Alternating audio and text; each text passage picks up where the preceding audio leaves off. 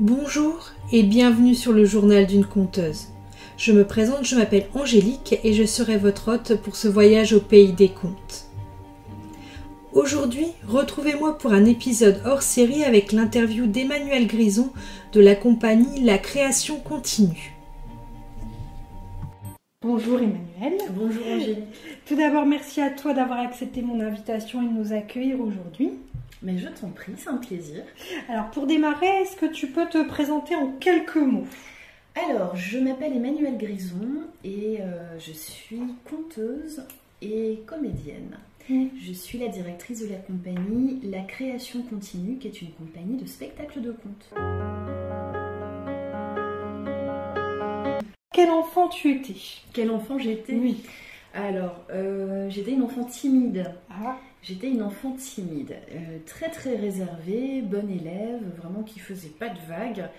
Et c'était pas du tout prévu que je me lance dans le théâtre, étant donné justement le fait que j'avais vraiment plutôt envie de passer inaperçue. D'accord. Et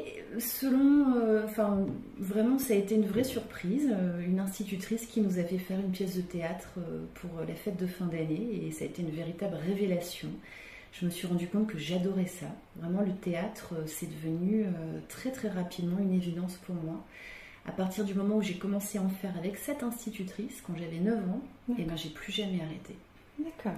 Ou à 9 ans, est-ce que tu avais déjà pensé, entre guillemets, tu avais déjà un job de rêve ou un travail que tu voulais déjà faire, ou tu ne savais pas forcément encore À 9 ans, j'avais plutôt envie d'être vétérinaire, mais ce qui était certain, c'est que j'allais toujours faire du théâtre pour le plaisir.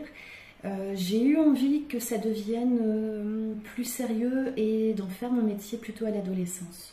D'accord. Donc ça faisait déjà quand même partie. Très vite quand même, tu t'es dit que tu allais en faire un métier. Pas forcément oui. Le conte du coup, mais le théâtre en tout cas. Le conte à l'époque, je connaissais pas et c'était bien normal parce que dans les années 80, il y avait quasiment plus de conteurs. Par contre, des comédiens, des occasions d'aller au théâtre, il y en avait heureusement. J'ai continué à m'intéresser au théâtre toujours dans le cadre scolaire, en allant avec la prof de français au théâtre, en découvrant Molière, comme beaucoup de petits écoliers. Sauf que contrairement à beaucoup de petits écoliers, moi Molière, j'ai adoré. Comme quoi. C'est formidable. Et je me suis plus jamais arrêtée. J'adorais ça, le théâtre. Et puis le fait d'être timide, c'était une particularité intéressante au final, parce que j'étais timide dans la vie. Et sur scène, je l'étais moins. Ça me permettait de m'exprimer, alors que j'aurais pu ne jamais trouver d'endroit où m'exprimer si j'étais pas tombée par hasard sur la grande famille du théâtre. D'accord. Et du coup, tu participais à des ateliers théâtre à l'école, enfin au collège, au lycée, ou c'était plus déjà en cours extérieur Eh bien, quand je suis arrivée au collège, il y avait les profs de théâtre qui s'occupaient d'un atelier théâtre, les profs de français, pardon, qui s'occupaient d'un atelier théâtre. Donc j'ai fait ça pendant 4 ans au collège.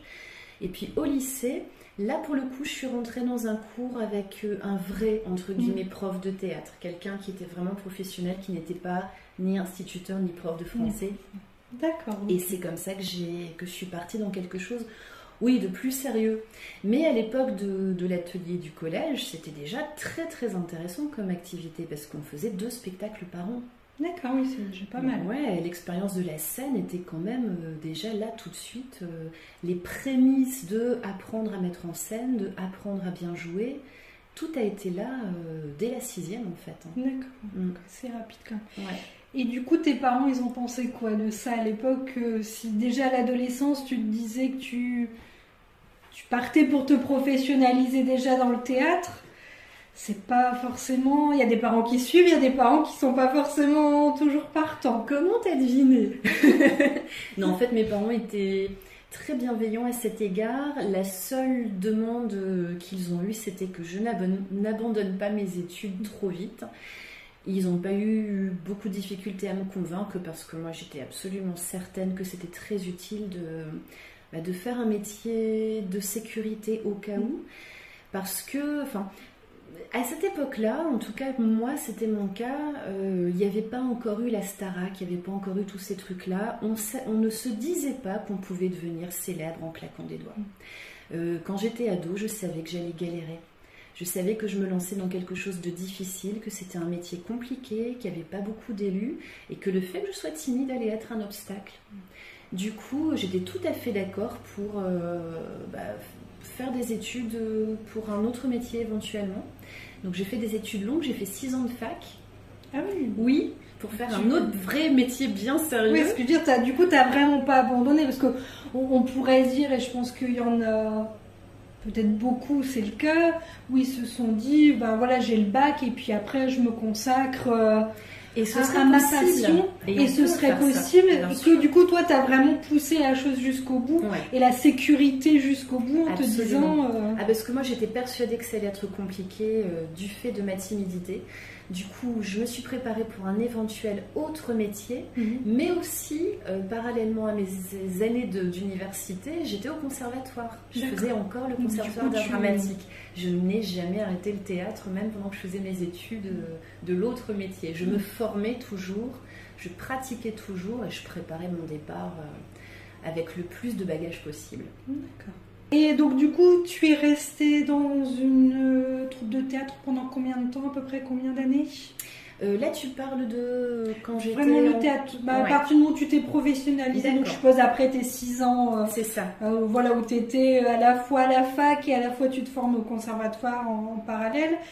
T'es restée à peu près combien de temps, on va dire, purement comédienne ? C'est l'époque où je suis partie à Paris, ce qui n'est pas une obligation, mais c'est quand même un accélérateur de carrière. Et là-bas, à Paris, j'ai continué à me former en faisant des stages avec des gens dont j'aimais bien le travail. Et un jour, dans un de ces stages, j'ai rencontré des gens avec qui je me suis très très bien entendue, qui étaient tous comme moi des futurs comédiens professionnels, on n'était pas encore intermittents. Et on a décidé de fonder une compagnie tous ensemble. Donc on était 5 à l'époque. Et cette compagnie, je l'ai co-dirigée et j'ai travaillé en son sein pendant 11 ans. D'accord. Et c'est grâce à cette compagnie et grâce aux amis qui m'ont aidé à la fonder qu'on est tous devenus des comédiens professionnels. D'accord. Du coup, quand tu dis que tu l'as co-dirigée, c'était quoi ton rôle du coup exactement ? Au-delà d'être... alors, c'est pas péjoratif, mais simple comédienne, du coup, tu avais d'autres... Oui, en fait, on faisait tout, tous. C'est-à-dire qu'on était tous à l'administratif, on était tous à la vente, on était tous à l'aspect artistique et tous les aspects artistiques parce qu'on écrivait nos spectacles. D'accord. On se commettait en scène. En fait, le principe, c'était qu'on était des jeunes apprentis comédiens, futurs professionnels, noyés dans la foule des autres à Paris. Donc plutôt que de courir les castings et de se désespérer de ne pas être embauché, comme ça allait probablement être le cas 1 fois sur 50, ou 49 fois sur 50, eh bien on a créé notre propre travail. Donc on montait nos spectacles, on les mettait donc en scène et on les vendait. Et puis petit à petit, comme notre travail était bon et de qualité, eh bien, on est tous devenus professionnels comme ça. D'accord. Donc, quand tu dis professionnel, c'est que vous avez tous atteint du coup le statut d'intermittent, je suppose. Voilà, c'est ça. On a tous eu la possibilité de jouer suffisamment de fois tous les ans pour rentrer dans la catégorie des professionnels. On était actifs suffisamment. Voilà, on était là. Ok. Et du coup, quel a été... Alors, est-ce que ça a été un moment particulier ou ça a été un glissement, mais quel a été le switch ? Comment tu as switché de comédienne à conteuse ? Et pourquoi ? Alors, j'étais très très heureuse dans ma compagnie. Le fait d'être en création collective et en travail collectif, ça m'allait parfaitement bien. Si tu te souviens bien, j'avais un petit souci de timidité au départ. Oui, donc oui. là-dedans, c'était impeccable. J'étais pas toute seule. J'étais avec ma bande. Donc tout allait bien. Sauf que quelques années à ce rythme-là, à écrire nous-mêmes les spectacles et à tout faire par nous-mêmes, on était tout le temps ensemble. Et moi, comme une vraie timide qui se respecte, j'aime bien être un peu toute seule. Voilà, c'est ça. Donc en parallèle, j'ai ressenti le besoin de temps en temps d'être un petit peu toute seule, tranquille dans mon coin, comme une vraie timide, comme on est souvent dans ces cas-là. Et c'est le conte qui m'a permis de faire ça. Donc pendant quelques années, j'étais vraiment en association de deux carrières parallèles. J'étais toujours avec mes copains comédiens, on faisait tout le temps notre théâtre, mais en même temps, en parallèle, j'étais en solo avec les 2 premiers spectacles de contes que j'avais créés à l'époque, quand j'habitais encore sur Paris, et qui ont été très très vite bien reçus. Il y a eu très très vite des théâtres qui m'ont programmé, et très très vite de la presse qui est venue, et il y a eu un bon écho, donc ça m'a vraiment donné envie de continuer. Puis de toute façon, j'ai tout de suite vu que ça me plaisait beaucoup. Le principe de se retrouver sans artifice, alors que dans le théâtre, on a plein d'artifices, on a des décors, on a des costumes, et on est caché derrière un personnage. Et puis on a des copains qui sont là aussi. On n'est pas tout seul. C'est ça. Et le fait d'être en parallèle, confronté à quelque chose où tu triches absolument pas. Tu n'as que ta voix, tu n'as que ton corps et tes expressions de visage pour emmener les gens faire un voyage. Il n'y a pas de décor, voilà. Et est-ce que tu penses que justement ton expérience en tant que co-dirigeant d'une compagnie de théâtre t'a aidé au niveau du conte? Parce que tu dis que, par exemple, très vite, tes spectacles ont trouvé preneur. Est-ce que tu penses que ça a quand même joué le fait que tu avais cette expérience et que tu étais peut-être déjà connu comme Emmanuel Grison de la troupe Intel qui se met au conte? Ou est-ce que tu penses que vraiment tu serais arrivé là sans aucun bagage, ça n'aurait rien changé? Alors si, mon bagage de comédienne a été fondamental, mais pas mon bagage de directrice de compagnie.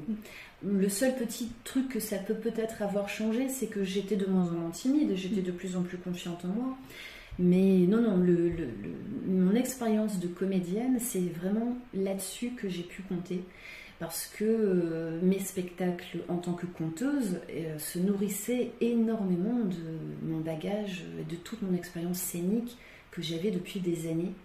Alors j'avais une petite particularité, je venais du théâtre, c'est-à-dire que quand je contais, je théâtralisais un petit peu, je changeais la voix de mes personnages, j'aimais bien faire de la mise en scène, ce qui n'est pas le cas de tous les conteurs. C'est ce que j'allais te demander, parce qu'il y a quand même, alors peut-être moins maintenant, mais il y a quand même beaucoup de personnes qui à une époque pensaient que c'était plutôt un inconvénient de venir du théâtre quand on était conteur, parce que justement on théâtralisait un peu trop, on en rajoutait un petit peu trop et que on apportait peut-être un peu trop de soi à l'histoire. C'est tout à fait ça. Dans les années 80, quand petit à petit, à nouveau les conteurs ont commencé à réintégrer les salles de spectacle. Il y en avait un tout petit peu sur Paris, un tout petit peu dans le nord de la France et un petit peu vers la Bretagne. C'était une espèce de renaissance, mais toute timide du conte. Il fallait pas trop déroger à la façon très traditionnelle de faire. Et puis heureusement, je suis arrivée dans le milieu à un moment où on était d'autres. On était plusieurs à venir d'ailleurs en fait. Et on a tous apporté notre couleur et on a fait bouger les choses. Et c'était très bien comme ça. Au début, ça crissait un petit peu. On m'a déjà dit à plusieurs reprises, oui mais fais attention, tu viens du théâtre, tu risques d'en faire trop. Et moi je me disais, mais justement, moi je viens du théâtre et c'est justement parce que j'ai envie de retourner vers quelque chose d'un peu plus sobre, justement, que le conte m'intéresse. Donc non, j'en ferai pas trop. Je vais juste utiliser mes capacités, mes qualités de conteuse. Mais bien sûr que non, j'en ferai pas trop parce que moi-même, j'ai pas envie de dépasser et de tout mélanger. Si je vais dans le conte, c'est bien pour faire autre chose que ce que je faisais déjà dans le théâtre. Et puis voilà, je suis arrivée à une très très bonne époque où dans les années 80 et 90, il y avait un renouveau des conteurs et qu'on a été plusieurs à initier des mouvements avec des couleurs très différentes et qu'on a tous trouvé notre place. Et du coup, avant de te lancer ou alors que tu t'étais déjà lancé, est-ce que tu t'es formé au conte auprès d'autres justement de conteurs déjà plus ou moins installés, déjà plus ou moins connus, ou est-ce que tu t'es lancé vraiment en autodidacte en disant je me lance et j'invente mon propre métier de conteuse, vraiment. Alors j'ai inventé mon propre style, ça c'est certain, mais je ne me serais jamais autorisée à me lancer en autodidacte. Peut-être que maintenant, avec l'âge que j'ai, j'oserais faire des choses nouvelles, mais à l'époque, non, je ressentais vraiment le besoin d'être formée.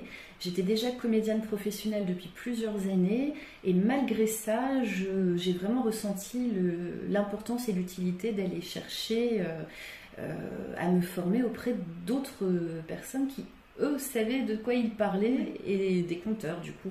Et il y avait sur Paris quelques personnes qui faisaient de la formation.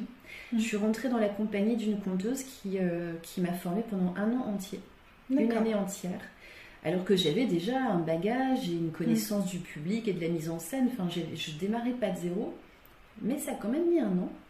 Et au bout d'un an, j'ai créé mon premier spectacle.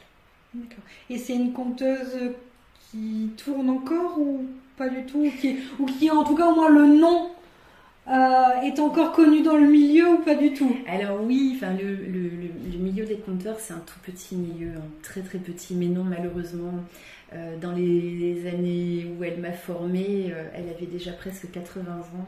Ah oui, donc je ne pense pas qu'elle tourne encore, malheureusement, mais en tout cas c'était vraiment une personne qui donnait énormément d'elle-même et de son savoir, et puis qui surtout a fédéré autour d'elle une petite bande d'apprentis. Et c'est aussi pour ça, je pense qu'on en parlera après, mais que j'ai eu à cœur, moi aussi, quelques années plus tard, quand je m'en suis sentie la capacité de recréer une bande d'apprentis, parce que c'est vraiment très agréable. On est conteur en solo quand on fait notre spectacle, mais quand on travaille et quand on répète, on peut tout à fait ne pas être en solo. C'est ça qui est bien. Tout à fait. Et du coup, est-ce que, donc, hormis cette conteuse qui t'a formée, est-ce que tu as d'autres modèles de conteurs ou dans le milieu, on va dire, artistique qui t'ont inspiré au démarrage, on va dire, plus ou moins au démarrage?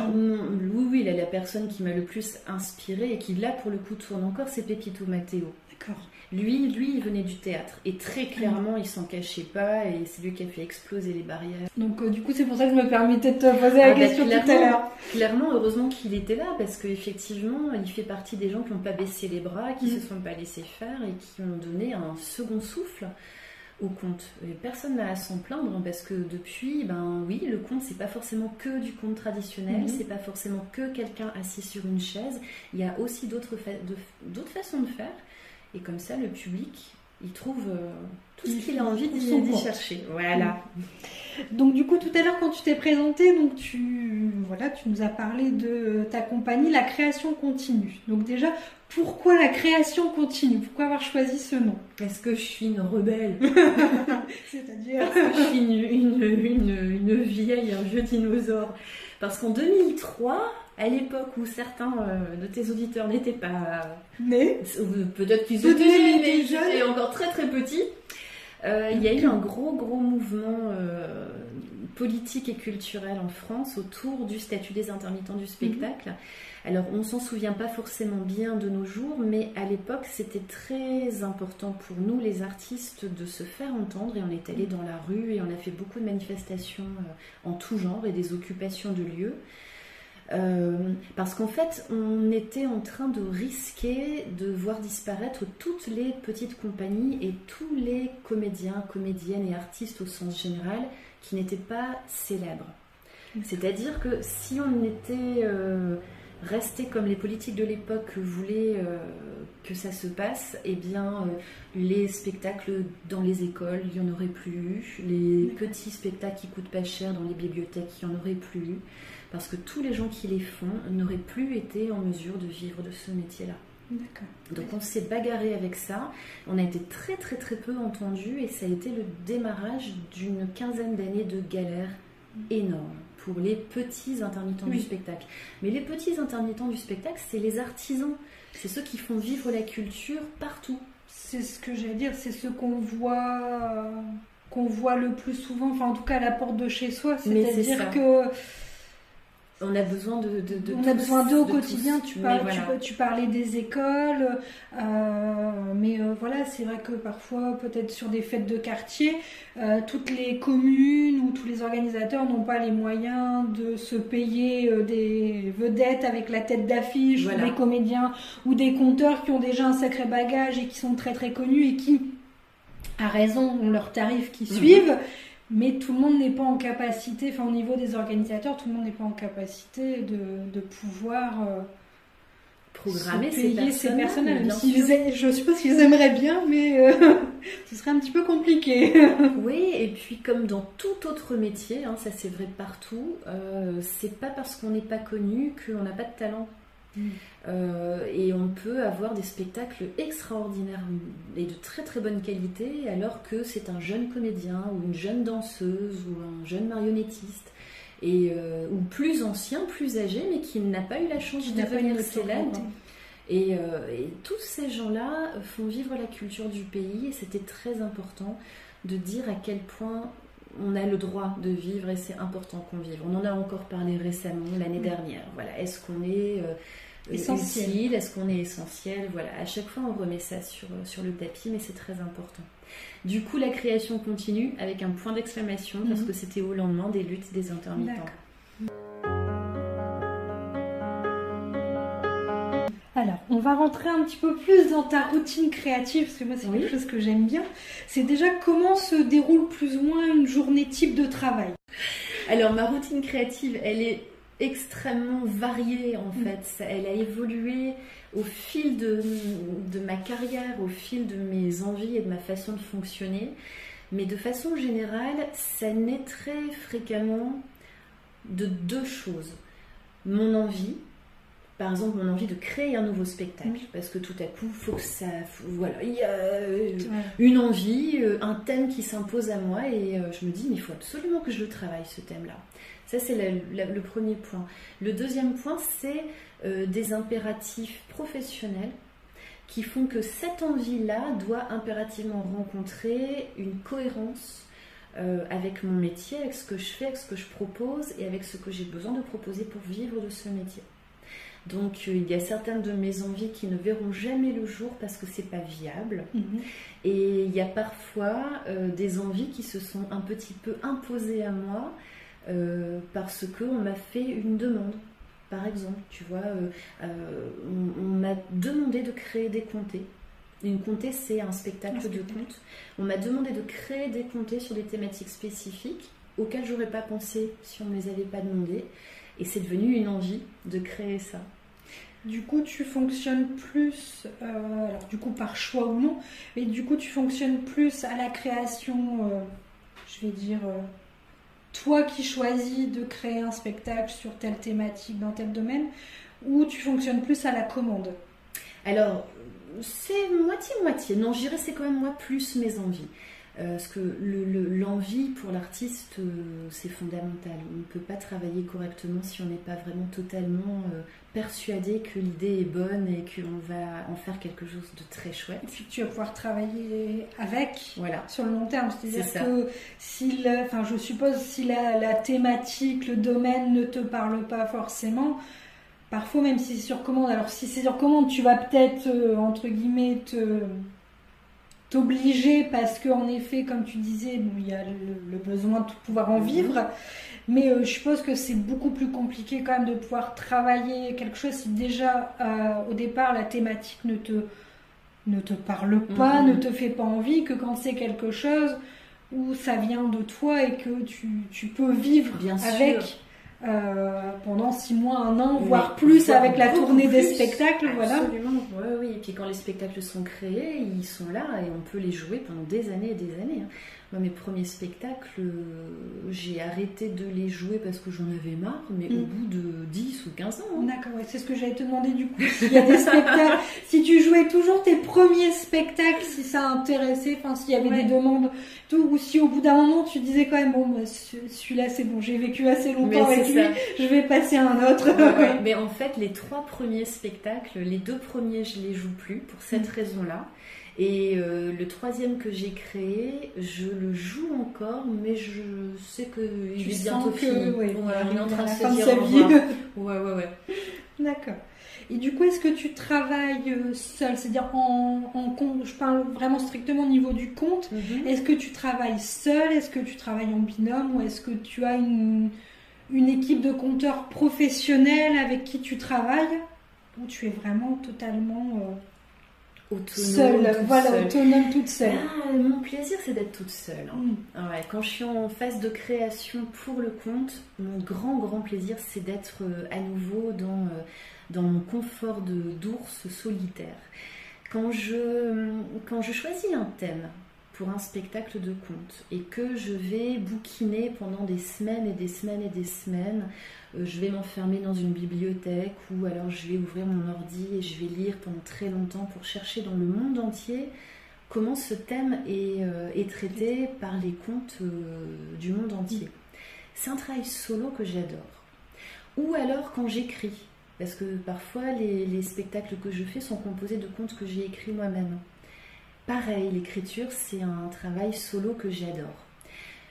Une fois que j'ai trouvé les contes qui vont constituer le spectacle, j'aime bien les faire lire, j'aime bien les tester sur les gens que j'ai autour de moi, pour éventuellement vérifier qu'on rit aux endroits que j'ai prévus ou des choses comme ça.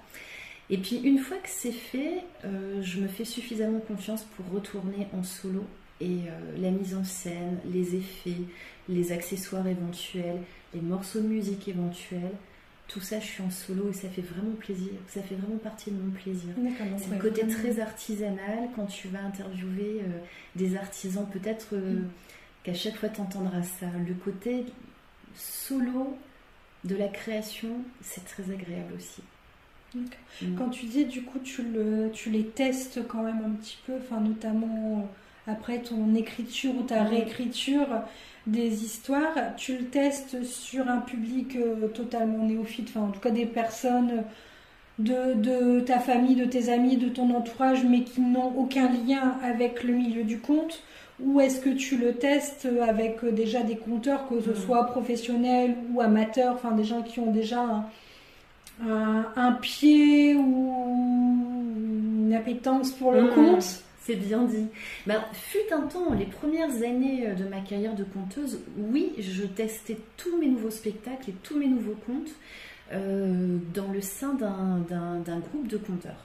On était vraiment réunis pour ça, pour avoir un regard critique, voilà. Depuis plusieurs années maintenant, non, je suis vraiment totalement persuadée que mon plaisir, c'est vraiment d'être toute seule. Et quand je teste mes histoires, c'est les histoires et non pas ma façon de les raconter. C'est vraiment les histoires, une fois que je les ai trouvées ou écrites, pour aller vérifier qu'elles sont chouettes. Qu'elles intéressent, qu'elles plaisent. Du coup, tu le fais systématiquement avant justement la phase de mise en scène, de recherche musicale ou des costumes. C'est tout à fait ça. Voilà. Et les gens qui ont lu les histoires ou à qui je les ai lues à voix haute ne les revoient, ne les réécoutent que quand le spectacle est fait. Et qui viennent les écouter en spectacle avec la mise en scène, avec tout. Donc du coup, il n'y a même pas de phase tout à la fin ou avant de le présenter au public ou de le proposer. Il n'y a même pas une petite phase à ce moment-là où tu le montres. Non, un de mes plaisirs, c'est d'être suffisamment sûre de moi pour savoir que la première, il n'y a pas d'avant-première. La première devant le public, elle est bien. Et que même si c'est la première, personne ne va s'en rendre compte. Sauf moi, parce que je suis terrorisée. Toi, tu le sais, tu le sens. Oui, à la deuxième aussi, je suis terrorisée. Mais oui, ça fait partie de mon plaisir de me dire que dès la première, le truc est vraiment très bon et que le public sera content. Du coup, il me vient quelque chose. Est-ce que tu as le trac? Oui, bien sûr. Est-ce que tu as le trac que lors des premières, enfin en première ou deuxième, ou est-ce que tu as le trac à chaque représentation, alors de manière peut-être plus ou moins importante, mais est-ce que le trac, il est toujours là? Alors le trac, ça fait partie du plaisir. Et ce serait dommage pour moi de ne plus avoir le trac. C'est étonnant, je sais bien, le trac, quand on le ressent, c'est très désagréable. Mais c'est ce qui fait vraiment qu'une fois que c'est fait, on est content de soi. C'est parce qu'on a réussi quelque chose qui nous faisait peur. Donc un peu une sortie de ta zone de confort. Mais bien sûr, et puis oui, ça fait vraiment partie du plaisir. Il y a beaucoup d'artistes qui disent que le trac ne s'en va jamais. En toute sincérité, si, quand même des fois. Il y a quand même tout un tas d'occasions où j'ai absolument pas le trac. Ça fait quand même très longtemps que je fais ce métier. J'ai vraiment des centaines et des centaines d'occasions d'être devant le public. Il y a certaines fois où j'ai vraiment pas le trac, mais c'est pas grave parce que c'est du plaisir à la place. Et puis j'ai trouvé il y a quelques années un petit truc, un petit bidule, une petite façon de faire dans ma préparation d'avant entrée en scène qui fait que ça baisse un peu le trac et ça décuple le plaisir. Parce que je fais de la gestion du stress depuis quelques années et je me suis trouvé un petit machin à faire avant d'entrer en scène qui me détend bien et qui fait que j'ai encore plus de plaisir à partager avec le public les histoires que je leur amène.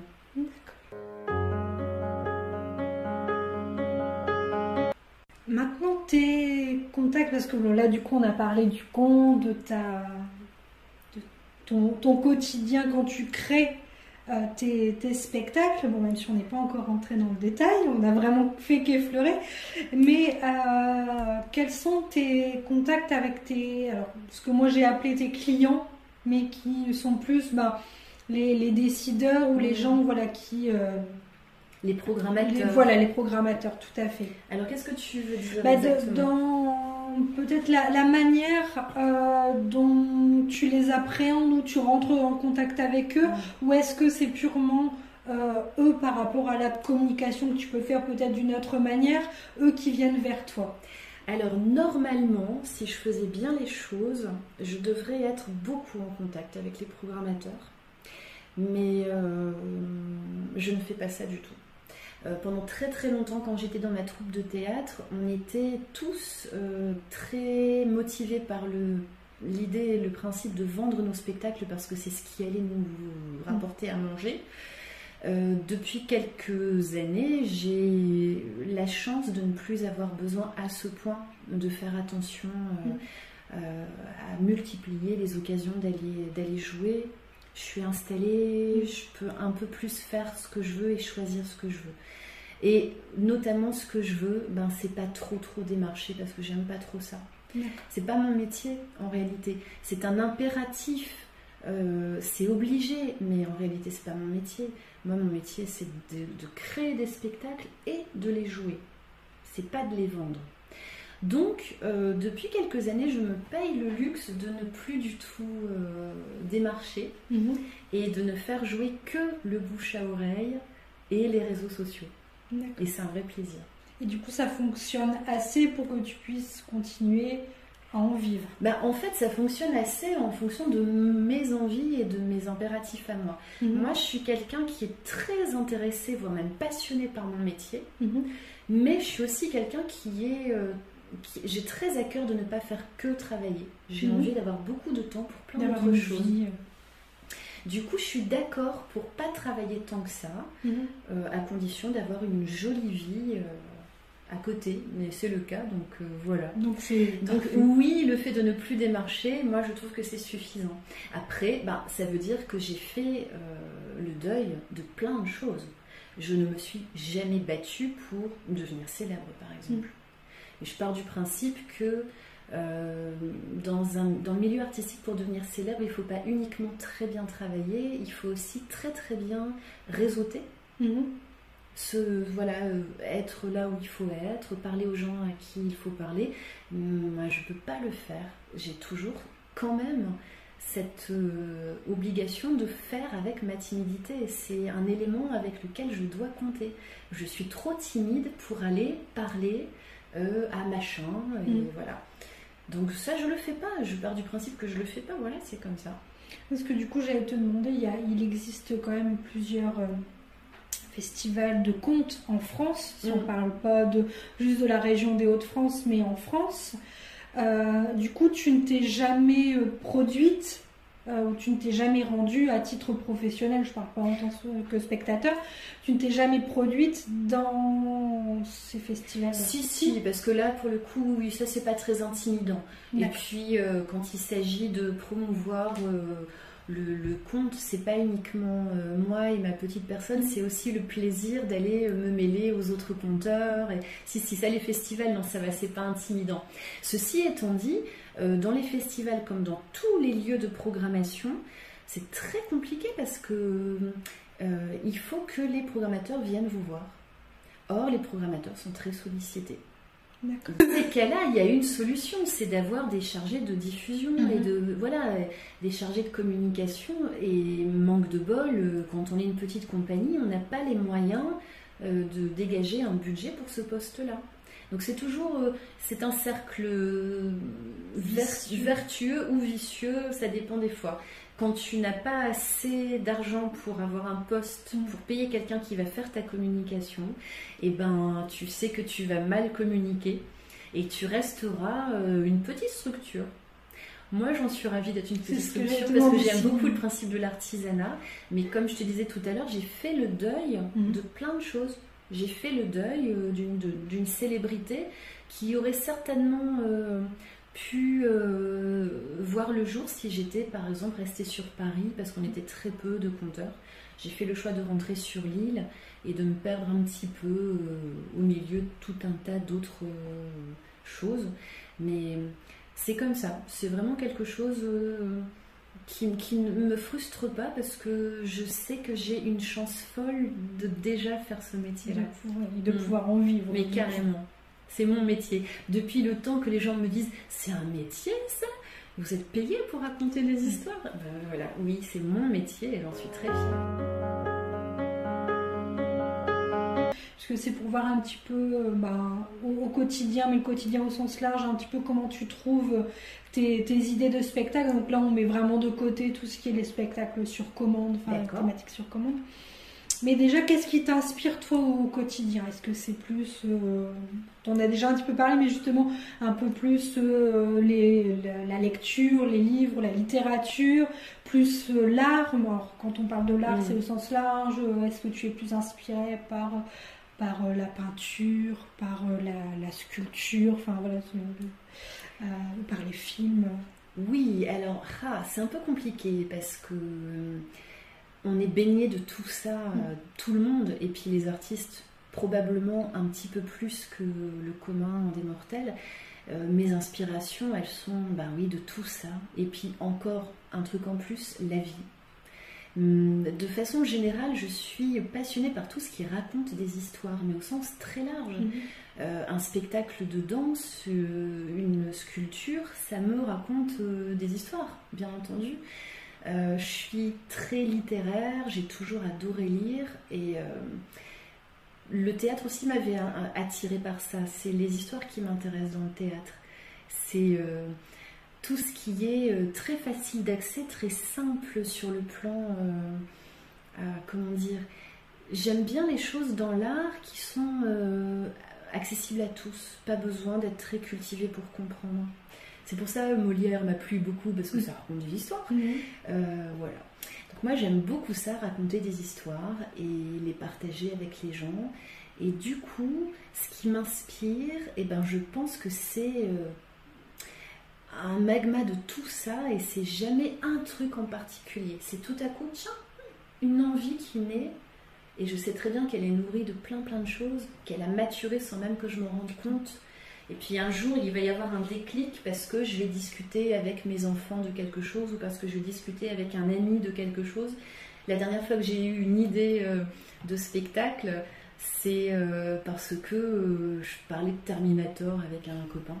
On parlait de Terminator et ça m'a donné une envie de spectacle. D'accord. Voilà. Donc, et du coup...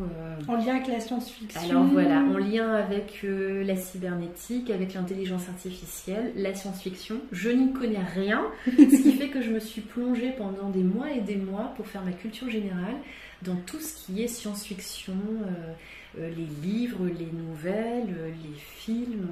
J'ai bien développé ma culture générale, et ça aussi c'est un intérêt auquel je ne m'attendais pas, mais qui tombe dessus fréquemment. Je m'intéresse à un thème, je me rends compte que je ne m'y connais pas tellement, du coup je suis obligée d'aller me cultiver. Quand j'ai créé mes histoires préhistoriques pour le spectacle Les Contes du Silex, je les ai écrites, je les ai inventées, mais je voulais qu'elles soient dans un cadre totalement sérieux et réel sur le plan des connaissances préhistoriques. Du coup, j'ai dû aller potasser plein de choses pour me nourrir et pour pouvoir placer mes personnages dans des situations et des contextes véridiques pour l'époque, de façon à ce que, même en allant jouer ce spectacle-là dans un musée archéologique, les gens qui s'y connaissent me disent oui, aucun problème, il y a tout qui va bien. C'est raccord, voilà, c'est ça. Et du coup, ça, je m'y attendais pas. Le principe de me cultiver pour créer un spectacle, c'est un sacré plaisir qui est une surprise aussi. Puis du coup, tu le fais avec plaisir, du coup. C'est ça, ben voilà. Du coup, tu parlais justement que tu avais écrit les contes, notamment pour ton spectacle sur la préhistoire. Est-ce que tu travailles uniquement, justement, où tu écris tous les contes de tous tes spectacles, ou est-ce qu'il y a aussi des contes où tu vas piocher dans des contes existants? Oui, les deux. En fait, quand j'ai démarré ma carrière de conteuse, je me sentais pas légitime pour écrire. Je savais que j'étais littéraire et que j'écrivais bien, donc voilà, c'était mon truc. Mais j'avais très très très envie d'être une passeuse, de rapporter ici, et pour les gens d'ici, des contes, des histoires du monde entier. C'est pour ça que mes premiers spectacles, je ne les ai pas écrits et je ne voulais absolument pas m'autoriser à les écrire. Je voulais rapporter ici les contes que d'autres gens, d'autres cultures racontent chez eux, racontent à leurs enfants. Parce que mon petit côté sociologue, parce que moi je trouve ça passionnant, le fait qu'on puisse vraiment se mettre au diapason d'une culture, d'un pays étranger, en allant lire les contes qu'ils ont inventés et qu'ils racontent à leurs enfants. Donc ce sont uniquement des contes de culture ou de nationalité différentes. Mais c'est ça, enfin, voilà. C'est pas des contes franco-français, on va dire, ou francophones. Non, c'est ça. Mes premiers spectacles de contes, ils venaient du monde entier. J'avais un thème et j'allais chercher ce thème dans le monde entier. Comment ils ont fait les Africains, comment ils ont fait les Mexicains et les Roumains, ils ont fait comment, voilà. C'est ça qui m'intéressait. Et c'est aussi pour ça que je lisais énormément. Je passais des mois et des mois à lire des tas de trucs. Mon petit côté solitaire. Et t'es bien utile du coup pour t'enfermer avec un bon bouquin. Mais c'est ça, c'est un plaisir. Et donc, des années plus tard, je me suis quand même sentie titillée par une envie d'écrire. Et depuis, j'avoue que... Bon ben voilà, j'ai basculé de ce côté. T'as basculé totalement et tes nouveaux spectacles, t'écris. J'écris tout maintenant. D'accord. Et du coup, là je reviens du coup plus sur tes premiers spectacles. Quand c'était, tu prenais des contes du coup déjà existants, alors même si c'était pas des contes francophones, mais comment... Alors du coup je vais avoir deux questions. Du coup déjà, un petit peu comment tu t'y prends pour réécrire, ou par quel bout tu prends le conte pour le réécrire, et vu que c'est déjà des choses existantes que tu as certainement dû trouver dans des livres, comment fonctionne le droit d'auteur? Parce que là du coup tu reprends quelque chose qui a déjà été... écrit par quelqu'un d'autre. Voilà, c'est ça. Il y a énormément de recueils de contes qui sont des recueils de légendes, contes et légendes de telle région ou de tel pays.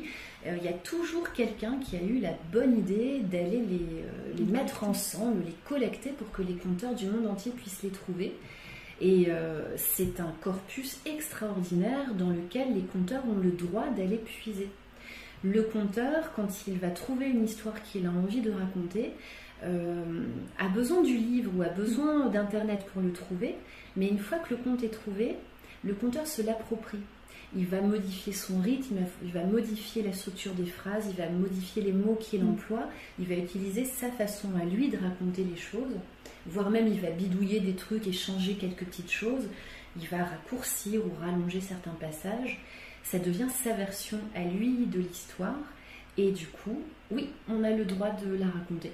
Le droit d'auteur ne s'applique pas à toutes ces légendes qu'on va chercher partout.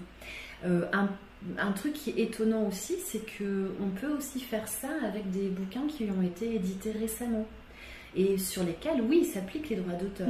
Quand tu es conteur, c'est différent.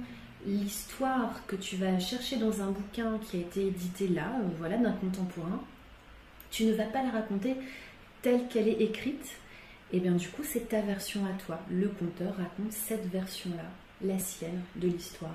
D'où l'importance du coup de préciser qu'un conteur n'est pas juste là pour lire une histoire ou raconter une histoire qu'il a trouvée dans un livre et que ça fait partie du rôle du conteur et d'autant plus du conteur professionnel de se l'approprier, de la réécrire pour y mettre sa patte. Mais complètement, voilà, tu as très très bien dit ça. Effectivement, oui, il y a des gens qui peuvent s'imaginer qu'un conteur prend un livre et le lit. C'est pas ça, hein, le métier de conteur. Ça, c'est une très très bonne façon de raconter des histoires et d'initier les gens au fait d'ouvrir un bouquin, mais c'est pas le métier de conteur. Le conteur, il raconte il tient pas le livre dans la main et il va pas raconter avec les mots qu'on trouvera dans le bouquin. Ce que je veux dire, après il peut ne pas avoir le livre mais faire du par cœur. Oui, on fait comme on veut après. Il y a des conteurs qui apprennent par cœur, mais ils apprennent par cœur leur version réécrite à eux, leur version à eux.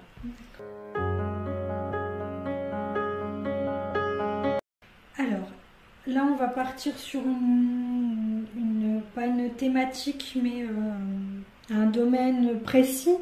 Est-ce que pour toi la créativité se travaille ou est-ce que c'est inné? C'est-à-dire tu l'as ou tu ne l'as pas? Ah oui, alors là, c'est une excellente question. Mais elle ne me pose pas de problème parce que j'y ai déjà souvent réfléchi. Oui, la créativité se travaille. C'est un muscle. J'en suis persuadée. Bien entendu, il y en a qui sont vachement mieux dotés dès le départ que d'autres. Il y en a qui ne sont pas du tout créatifs et qui vont être vachement balèzes dans d'autres domaines, mais pas dans la créativité, et certainement pas dans la créativité artistique. On n'est pas tous égaux au départ, mais c'est évident que plus on crée, et plus ça devient simple et meilleur on est. Ça, c'est certain, j'en suis vraiment totalement convaincue. Du coup, à quelqu'un qui se dit justement pas créatif, qui ne travaille pas, qui ne vient pas forcément du domaine artistique, quel conseil tu pourrais lui donner s'il avait envie, ou elle, si elle avait envie, de commencer à travailler sa créativité, notamment du coup avec le conte, par exemple. Voilà, en imaginant ce qu'on n'en a pas forcément encore parlé, mais la création continue, ce n'est pas que Emmanuelle Grison, conteuse professionnelle, c'est également des ateliers de conte ouverts. Voilà, des formations pour les apprentis conteurs ou les gens curieux qui ont envie de venir toucher à ça pendant quelques temps. Alors, tu vois, la réponse à ta question, je la prends dans ta question elle-même. Quelqu'un qui aurait envie, c'est déjà un très bon début. Si la personne a envie, mais pense que c'est pas pour elle, que c'est pas une compétence qu'elle a développée pour le moment, l'envie, c'est vraiment la petite graine qui va faire toute la différence. Si on a envie, allez, c'est que c'est bon, c'est que quelque part c'est ok. Il faut ensuite aller s'y frotter et vérifier si cette envie, elle passe la première étape. La première étape, c'est le plaisir. Faites un stage de formation, allez faire, du clown, allez faire de l'impro, allez faire ce que vous voulez pour vérifier que vous avez raison d'être titillé par ça. Si vous prenez du plaisir, allez, c'est peut-être une bonne raison de continuer un peu. Et si ça tombe, de vous rendre compte que vous pouvez éventuellement être doué. C'est possible. Et du coup, si on fait un peu plus le focus justement sur le conte et éventuellement la réécriture de conte, puisque quand on suit tes formations, tu nous amènes à choisir justement des contes, enfin après ça peut être un choix de choisir des contes existants ou de les écrire tout de suite, même si de prime abord pour les novices, on va dire, tu leur conseilles plus facilement de faire de la réécriture. Ouais. Chaque chose en son temps. Voilà, mais quel conseil justement tu donnerais en disant, la personne arrive avec une histoire, elle se dit pas du tout créative, elle ne sait pas du tout par quel bout prendre l'histoire pour commencer à la réécrire. Quel conseil tu pourrais lui donner c'est compliqué là pour le coup, parce que le seul conseil que j'ai envie de donner, c'est viens faire un atelier, parce qu'il faut se frotter à un professionnel qui va vous guider. Quel que soit le domaine dans lequel vous voulez vous lancer, vous devez être guidé au départ par un professionnel. Ça ne va pas forcément durer très longtemps, mais vous avez forcément besoin de quelqu'un qui va vous ouvrir les bonnes portes, justement pour savoir comment vous allez vous mettre à développer votre créativité. Voilà, c'est pas dans un bouquin, c'est pas un tuto YouTube, non, c'est vraiment pas quelqu'un. Une checklist en disant fais comme ci, fais comme ça. Non, c'est ça. Vraiment, le seul conseil à donner, c'est inscrivez-vous à un stage, faites une formation. Tout à l'heure, je disais pour vérifier que ça vous plaît vraiment, mais aussi parce que c'est la seule solution. Le regard du professionnel, quel que soit le domaine dans lequel vous voulez vous lancer, ça peut être la cuisine ou un domaine artistique. Le regard du professionnel, il est fondamental. On ne peut pas démarrer sans avoir eu la bonne amorce d'un œil professionnel. Donc du coup, face à un de tes, alors je ne sais pas si c'est le bon terme, mais un de tes étudiants, on va dire, ou l'un de tes stagiaires, l'un de tes apprentis, qui serait donc en atelier. Donc pour information, tu fais des ateliers du coup au trimestre. Voilà, qui arriverait sur les premières séances, qui a déjà trouvé son histoire, mais il vient te voir en disant j'arrive pas à réécrire. Quel conseil tu pourrais lui donner, ou alors, du coup peut-être pas quel conseil, mais qu'est-ce que tu pourrais lui dire pour essayer de soit de lui permettre peut-être de relativiser, parce que peut-être que le blocage il peut être on va dire peut-être psychologique, en se disant je suis pas créative, je sais pas écrire, je suis pas un littéraire à la base, parce que je pense que dans tous tes apprentis, tous ne sont pas forcément des littéraires à la base. C'est sûr. Donc qu'est-ce que tu pourrais lui dire éventuellement pour désamorcer, on va dire, le blocage?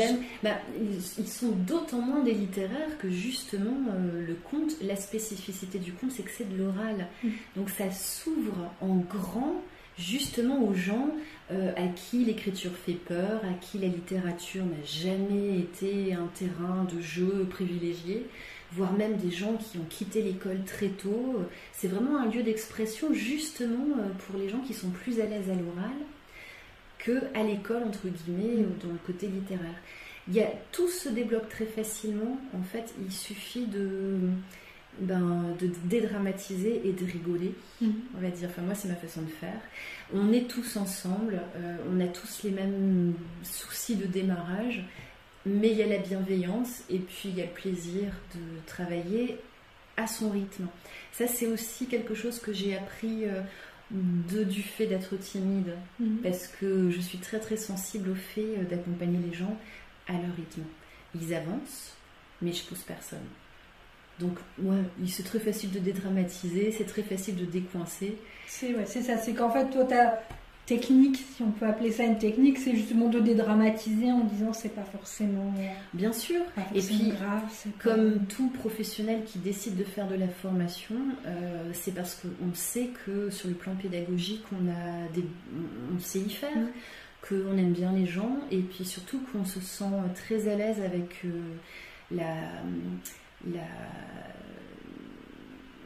comment je pourrais dire, je me sens très à l'aise avec ce que j'enseigne. Je sais que j'ai une expertise et que je peux en faire bénéficier les gens qui sont avec moi.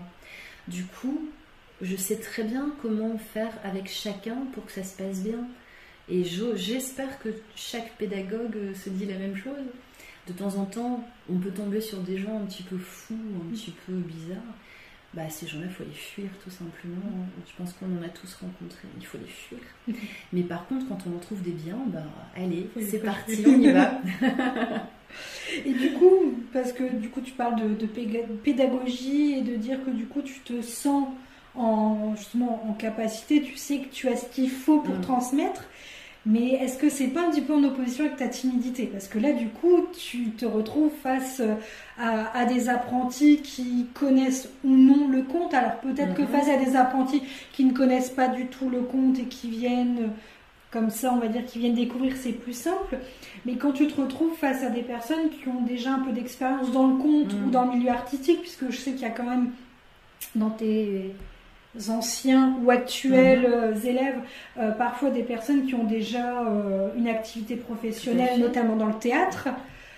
Du coup, est-ce que ton positionnement est le même? Est-ce que parfois ça peut déjà être compliqué justement si tu as un comédien ou une comédienne justement qui arrive en atelier chez toi et qui... Oui, ça arrive tout le temps, oui, effectivement. Et en fait, étonnamment, il n'y a aucun des deux cas qui est plus compliqué. par rapport à ma timidité. C'est-à-dire que ma timidité va mieux. Je me sens vraiment plus sereine dans ce cadre-là.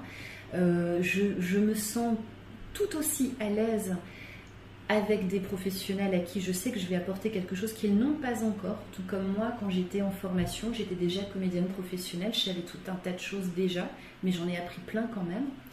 Je me sens tout à fait aussi à l'aise avec des gens qui s'y connaissent déjà très bien et avec qui je vais devoir juste affiner, aiguiser certains petits éléments, qu'avec des gens qui n'y connaissent rien, mais qui sont compliqués à attraper quand même, parce que eux, la difficulté avec eux, ça va être de les mettre à l'aise et de les mettre en confiance. Et là, pour le coup, quelqu'un qui est timide, c'est un challenge quand même. Et ton expérience de timide ne t'aide pas Eh forcément ben si, là pour le coup, si. Et puis c'est là aussi que je vois que je suis quand même bien avancée par rapport à ma jeunesse. C'est que j'aurais jamais pu être formatrice en étant timide comme j'étais à 20 ou 25 ans, évidemment. Parce que mettre à l'aise un groupe, ça veut dire faire rire les gens, ça veut dire... vraiment créer une émulation de groupe et créer une dynamique de groupe, c'est quelque chose qui fait partie de mon boulot. C'est pas uniquement transmettre ce que je sais en tant que conteuse, c'est aussi créer une dynamique dans laquelle les gens vont se sentir à l'aise. J'y suis très sensible, justement parce que je m'intéresse à la gestion du stress. Donc tout ça, c'est logique en fait. Je suis très sensible à ça et le fait d'être beaucoup moins timide qu'avant me fait souvent me dire, dis donc... J'ai progressé de ce côté-là quand même. Et du coup, dans tes ateliers, est-ce que tu as les deux publics, on va dire, qui peuvent se retrouver ensemble, ou est-ce que tu proposes vraiment des ateliers séparés entre novices total et personnes qui ne connaissent pas forcément déjà le conte, ou en tout cas pas dans un cadre professionnel, mais qui ont déjà une expérience dans le théâtre ou dans notre domaine artistique? Je les sépare. Je sépare ces gens-là parce qu'en fait, il faut qu'ils se sentent à l'aise justement. Les petits nouveaux seraient très intimidés si quelqu'un avait un bagage très très développé dans le même groupe qu'eux. Et à l'inverse, les gens dont le bagage les aide à avancer très rapidement sur tout un tas d'éléments seraient enquiquinés d'avoir avec eux des gens à qui il faut expliquer la base. Donc oui, je les sépare. Il y a même plusieurs niveaux. Il y a vraiment, il y a les débutants, il y a les apprentis confirmés, et puis il y a les apprentis plus que confirmés, que je me plais à appeler les compagnons des contes, toujours avec cette idée d'utiliser une terminologie très artisanale, parce que ça me plaît beaucoup. Mais oui, l'idée c'est vraiment de faire en sorte que les gens se sentent bien. Et pour qu'ils se sentent bien, il faut qu'il y ait une cohérence dans la constitution des groupes. Et est-ce que, malgré le fait que les ateliers soient séparés, est-ce que tu invites par exemple les novices à venir voir les plus avancés et les plus avancés à venir voir un petit peu ce que font les novices? Bien sûr, mais oui, il y a des ponts forcément, et c'est ça qui est très très chouette, parce que même les plus avancés ont un plaisir fou à retourner voir ceux qui démarrent, et puis ceux qui démarrent ont un plaisir fou à aller voir ce que font les autres, qui ont démarré, fut un temps, et qui étaient exactement comme eux le sont. Donc oui, non, c'est très important de faire des ponts. Et du coup, ça peut être dans les trois niveaux, on va dire, mais est-ce que les personnes qui viennent en atelier chez toi sont forcément des personnes qui ont l'objectif de se professionnaliser dans le conte, ou ça peut être pour d'autres raisons? C'est très généralement pour d'autres raisons. Quand ils vont se professionnaliser, en général, ils ne l'avaient même pas prévu. Ils viennent pour tout un tas de raisons. Et peut-être qu'à un moment donné, ils vont envisager, de devenir pro. Mais en général, c'est pas pour ça qu'ils viennent. Il y a un gros tiers des gens qui viennent parce qu'ils sont déjà artistes, mais dans d'autres domaines, des marionnettistes, des comédiens, et qui ont envie de développer cette corde-là pour améliorer encore la qualité de leur spectacle. Il y a un gros tiers de gens qui viennent parce que dans leur métier, ils racontent des histoires. Mais ce n'est pas des conteurs professionnels, c'est des instituteurs, c'est des éducateurs spécialisés, c'est des bibliothécaires. Ils savent qu'ils sont amenés à raconter des histoires et ils aimeraient bien savoir le faire encore mieux. Et puis l'autre tiers, Tu vas avoir des gens qui sont très timides et qui ont vraiment du mal à prendre la parole en public et qui ont envie de gérer un petit peu ça de façon plus plaisante en s'entraînant un peu. Tu as des gens qui n'ont absolument pas du tout l'objectif de mettre en pratique ce qu'on apprend dans leur boulot, mais vraiment que pour leur plaisir. Et ça, parmi ces gens-là, c'est en général eux qui restent le plus longtemps, voire même pour devenir professionnels, parce que eux, dès le début, ils se disent « je pense que je vais adorer ça ». Ils viennent vérifier, et ils se rendent compte que oui, et ils restent. Donc du coup, tu as déjà une partie, ou certains de tes apprentis, qui sont devenus des conteurs professionnels. Oui, ou semi-professionnels, c'est-à-dire qui sont en train de se poser la question, ou qui alors font en parallèle de leur métier des interventions professionnelles de compte, mais en gardant leur métier. Là, pour le moment, il y en a vraiment beaucoup qui sont là entre deux eaux, et c'est très bien, et qui du coup soulèvent des interrogations très très intéressantes, et qui peuvent se nourrir les uns les autres. Comment on va faire, quelle structure on va créer, comment on peut vivre de ça. C'est très intéressant aussi. Et donc du coup, toi, dans ton objectif de formation, c'était justement de former d'autres compteurs professionnels ou voilà, plutôt de faire connaître le compte, même si ça reste à titre amateur, mais de faire connaître le compte de manière plus large. Oui, c'était ça. C'était oui. plus... Le fait de former de futurs professionnels, ça en découle logiquement, mais l'objectif, dès le départ, c'était de développer la possibilité pour le public de rencontrer des compteurs, de multiplier les apprentis qui vont faire découvrir le conte aux gens et notamment aux adultes. Parce que moi, ma passion, c'est les histoires et on n'est pas nombreux finalement à savoir qu'on peut être adulte et adorer écouter des histoires. Il faut rencontrer des conteurs pour s'en rendre compte. Donc les contes ne sont pas faits que pour les enfants. Eh bien non. Et peu de gens le savent.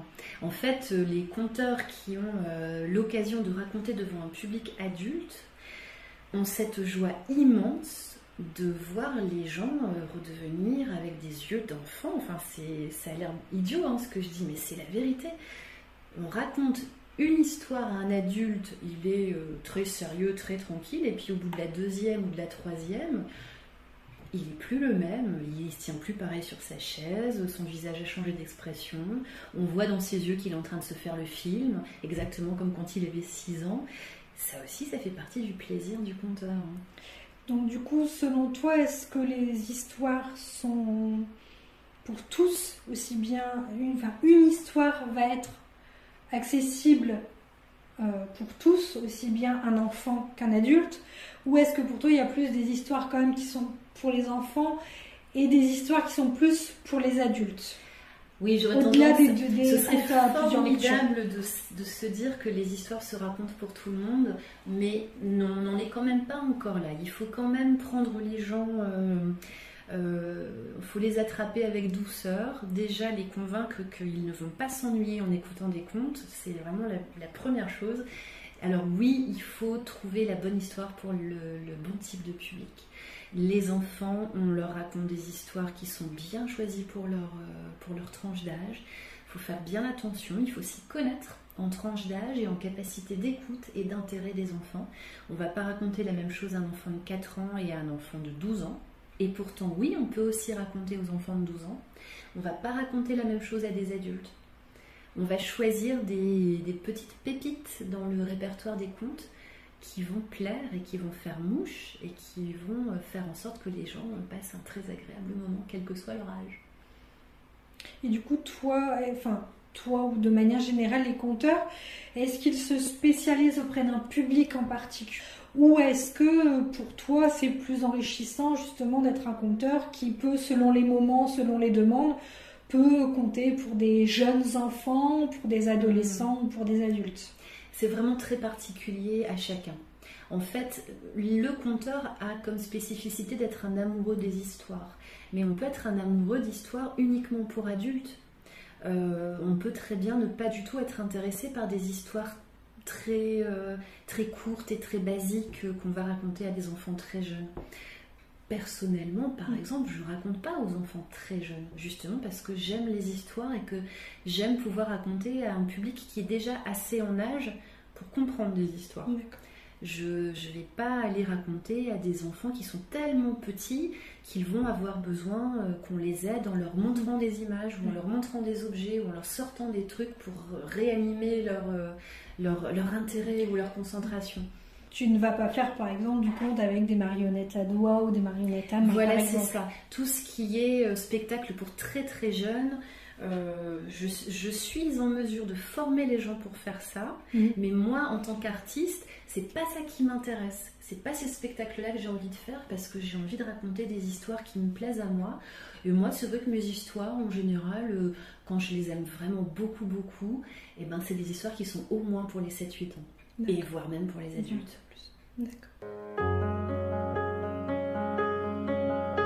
Sur peut-être ton processus créatif, on va dire, est-ce que ça t'est déjà arrivé d'avoir la page blanche, le syndrome de la page blanche, puisque tu dis que tu écris du coup actuellement tes propres spectacles, donc tes propres contes, est-ce qu'il t'est déjà arrivé de ne pas réussir à avoir le syndrome de la page blanche ou de ne pas savoir quelle thématique choisir pour ton prochain spectacle, sachant que la thématique, tu disais ça tout à l'heure, ça vient un petit peu de c'est un moment dans le quotidien, dans une expo que tu peux aller voir, une discussion. Donc je suppose qu'au niveau de la thématique, tu la cherches pas, la thématique, c'est un peu la thématique qui vient à toi. Oui, c'est vrai. Mais du coup, une fois que tu l'as et que tu dois écrire tes histoires, est-ce qu'il t'est déjà arrivé de dire cette thématique, je l'adore, je veux travailler dessus, mais une fois que tu te poses devant la feuille... Oui, ça m'est déjà arrivé. En fait, le principe, c'est que puisque je suis professionnelle, je suis obligée de tenir compte de tout un tas d'éléments factuels. Le fait de vendre mon spectacle, de trouver un public, mais au sens vraiment très concret du terme. Remplir les salles. J'ai déjà eu l'occasion de me dire tiens, cette thématique-là me plaît beaucoup et en plus je pense qu'elle plaît beaucoup aussi et du coup je vais faire mon spectacle là-dessus. Et ben, une fois que j'ai choisi cette thématique-là en étant persuadée que c'était une très très bonne idée, les histoires soit à trouver soit à écrire, des fois c'était pas si évident que ça. Mais c'est pas grave parce que j'ai du temps. Pendant que je cogite à un futur spectacle, j'ai tous mes autres spectacles qui sont là et qui sont prêts, qui sont dans ma besace et que je peux proposer au programmateur. Donc c'est pas très grave. Un spectacle va voir le jour à un moment donné et si je mets 6 mois pour le créer, et ben voilà. Si je mets 1 an et demi pour le créer, c'est pas grave non plus. Donc à la limite, pour quelqu'un qui débuterait sa carrière de conteur professionnel, tu lui conseillerais peut-être du coup de passer par un premier spectacle à faire de la réécriture de contes, donc déjà avec des contes existants, pour avoir déjà un spectacle entre guillemets qui peut faire tourner le temps de créer éventuellement son deuxième, où là ce serait de la création de A à Z.